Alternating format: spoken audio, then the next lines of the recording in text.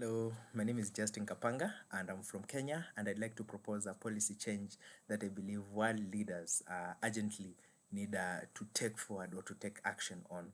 So the proposal that I'm making is establishment of a dedicated global youth climate fund, a global youth climate fund that is specifically dedicated and channeled towards the youth, just to support locally led adaptation and community driven climate action.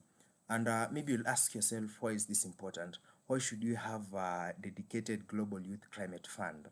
This is because young people, especially in the global south, for example, in countries like Kenya and most of the African countries, are already on the front line of climate change, and not just as activists, but we are already in climate action as community mobilizers, as innovators, as educators doing environmental education. However, the current financed architecture remains very, very largely inaccessible to us. Funding is heavily centralized, bureaucratic, and often doesn't really reach grassroots level where change is most needed. So, a global youth climate fund would address this by channeling direct and flexible and available funds to youth-led initiatives right from the grassroots. Youth-led initiatives like forest restoration, whatever I did, for example, in June of this year. Circular economy, the projects, for example, that are being done in the SSY project, in clean energy projects.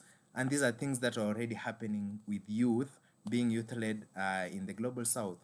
So I've seen this firsthand, and I've seen this challenge, and that's why I really think I should propose this.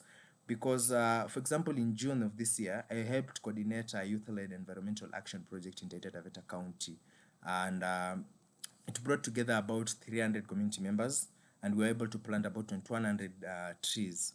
And this was led by an environmental club of a school that is neighboring a forest called Ngangao Forest in Taita Taveta County. Because this forest ecosystem is really distorted and really degraded, and so I thought it's wise that we start to restore it and maybe later on adopt this forest. And the main challenge was not ideas, was not partners, was not what to do, but the main idea, I mean, the main challenge was finances or resources for this. So this policy change matters not just for equity, but for effectiveness also. It ensures that climate solutions are rooted in local knowledge, driven in those affected areas, and at least appreciating those youths that are